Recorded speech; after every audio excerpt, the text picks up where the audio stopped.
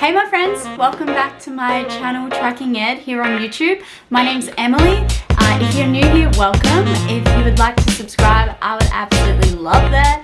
You just need to click the subscribe button down below. I make lots of different types of videos about travel and adventure and lifestyle. Now recently I posted a very exciting video about a place I have wanted to visit for as long as I can remember. Like, visiting Egypt was a childhood dream of mine since I think I was about 5 years old, and I watched a movie called The Prince of Egypt. If any of you know what I'm talking about, please comment down below. I absolutely loved it. I watched it all the time, and ever since then I've been really fascinated by Egyptology and the pharaohs and the pyramids and the country as a whole. So when I found a deal on a tour in Egypt and I found the right time to go, I jumped on it. I grabbed the opportunity because I just couldn't wait any longer. So if you want to see a recap video about all that I saw in that amazing place,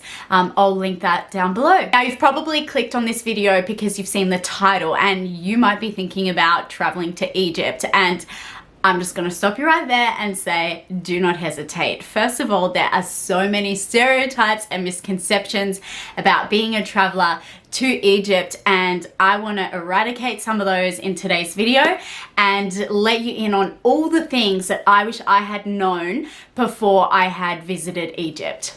All these tips are incredibly practical. They're not fluffy at all. I've already said how much I like the country, so I really just want to help you out by being able to get there yourself as well. The first thing to keep in mind is that if you are flying into Egypt, you will need to pay a travel visa on arrival. As an Australian, I needed to do that. I know as an American, a European, you need to do the same as well.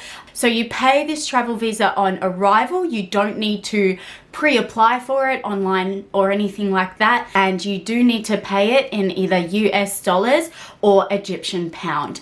So make sure you have the correct amount of money according to what it is at the time to be able to enter in. There are plenty of websites online that will give you the exact information for how much it is at the time that you're going, but definitely be prepared with that cash to pay that visa when you arrive. All right, now I'm just going to cover this topic because I think everybody thinks about it before visiting Egypt, and that is, what the heck do I wear? Now, it is an Islam culture, so modesty is appreciated. However, it is only when you are visiting sites such as the mosques that you need to be completely covered up.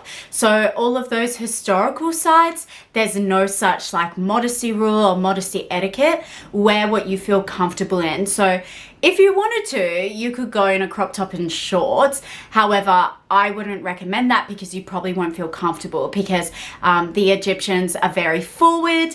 They will comment on your appearance, and I know as a female, it doesn't make you feel very comfortable. So wear what you feel good in, but don't worry, like I went around wearing things like this and skirts and dresses, and I didn't have any issues. I felt fine the entire time. So it's only at a specific place where you know that you need to be completely covered up, that you need to be concerned with that. However, when it does come to dressing in Egypt, it is good to wear long pieces of clothing that are made of cotton or light fabric and material, because it is so hot anyway, so you probably will gravitate towards that. Don't wear anything that's going to stick to your skin and make that sweat even worse. So make sure that you are prepared for the weather and the etiquette when required, but don't stress about it as much as what people have been telling you to. Something I really wish I had known before arriving is that the toilets are not well equipped. Almost nowhere I can remember having toilets in the toilet holder. A lot of toilets you have to pay for to go into. It's kind of like Europe in that sense, and they will offer you some toilet paper, but that's not always the case. Sometimes there won't be any at all. So I would definitely recommend carrying around a roll of toilet paper, have it handy, You won't regret it. And to go alongside that, carry around hand sanitizer, because once again, there's usually no like washing or hand soap in the bathrooms to use. So having that hand sanitizer is really helpful just to feel clean and fresh, and also to avoid sickness, and always put it on before and after food as well, just to try and avoid those unnecessary germs and contaminations that could potentially lead to you getting sick. Okay guys, cash is king. I don't know who told me, but before I went to Egypt, they're like, oh yeah, you'll be able to pay with card anywhere. Wrong. You can't do that. Places will only ever accept straight up cold hard Egyptian pound, or sometimes US dollars. So get out a big lump of cash when you arrive. If you don't feel that comfortable getting out a big amount, just get it out as you go. But almost everything you pay for will be with cash. With drinking water, unfortunately, us Westerners don't have strong stomachs for the Egyptian water. It can be contaminated and it is not safe for you to drink.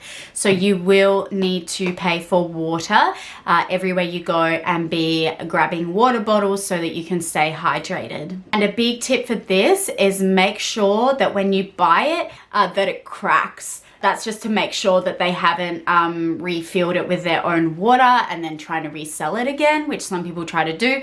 So just make sure it's covered and it cracks, and it's all good. It is a good thing to come prepared with extra cash as well for tipping. So a lot of services in Egypt, there is a tipping and service etiquette, whether it's at markets or restaurants. Definitely just carry that little bit more up your sleeve to thank the people who serve you. And the thing is about Egypt, although it's often viewed as an unsafe country, tourism is their main form of income. So they're going to treat you with the utmost respect. And I had brilliant service when I was in Egypt, because they want the tourists to keep coming so they can keep making money, so they can keep living. So tipping is the least that we can do. Now, do be aware that there are lots of entrance fees everywhere you go. Every single historical site, every single temple and pyramid and all that jazz, all of them will require an entrance fee. So just factor that into your budget when you visit Egypt. Now, do expect long travel journeys, because Egypt is a surprisingly large country, and I don't think I really grasped that scale before visiting. I think when you're from Australia, you're like, oh, everything's smaller than that, right? But the places can still take you by surprise, and Egypt was that such place for me. So there might be some long train journeys or bus journeys, however you're doing it, whether you are traveling with a tour group or whatnot. Do expect that. Come with entertainment, come with a good attitude, and all will be fine. It will be worth it getting to those places. The next tip isn't a pretty one, but it is a necessary one. Bring diarrhea tablets, everybody, because even if you're trying your best to eat safely and drink the right water, as I've mentioned before in the video, sometimes things go wrong. So always have that backup so you can get a little bit of relief if it hits. The next tip is one I learned the hard way, and don't get too close to camels. There are camels everywhere, and people will offer rides to you. You will have to pay in return. Even if they say free ride, make sure that you know how much you're going to pay, because otherwise at the end they'll demand a sum of money. So keep that in mind, but also don't get too close. When I was by one of the pyramids, I walked up to the camel, first day in Egypt, not really knowing what I was doing, and I went forward, and then I was smiling at it. Someone was taking a photo, went and tried to bite me, and it was terrifying, and I almost lost my head. So don't get too close to the camels. I'd highly recommend, as my next tip, for you to find a way to remember each temple or each site, because that is such a major part of visiting Egypt, is seeing all these old Egyptian temples. And sometimes they can start to blend into one another after you're on like that 8th temple visit. So my recommendation for you is to find something that separates each of them in your mind so that you can appreciate them better.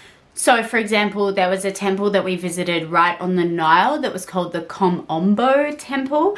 And the way I distinguished this was when they were telling us about all the stories, a lot of them had to do with crocodiles. It was known as kind of the crocodile temple. So finding something that distinguishes that, or like the Edfu temple had the most preserved roof with all these different columns, and just being able to kind of pick out main points of each place. So then when you're looking back on it and reflecting on it, you're not like, oh God, there was just so many temples.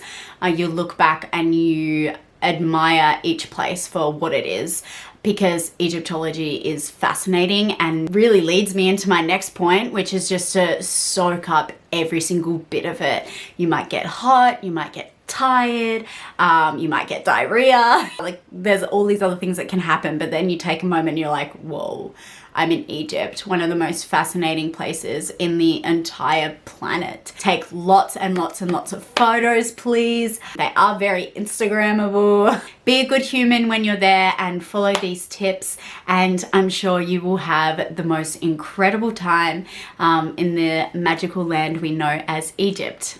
Thanks for watching, everybody. If you like this video, please give it a thumbs up down below, and also subscribe to my channel. There will be more videos on the way. Have a brilliant day wherever you are in the world, and I'll see you next time on my channel.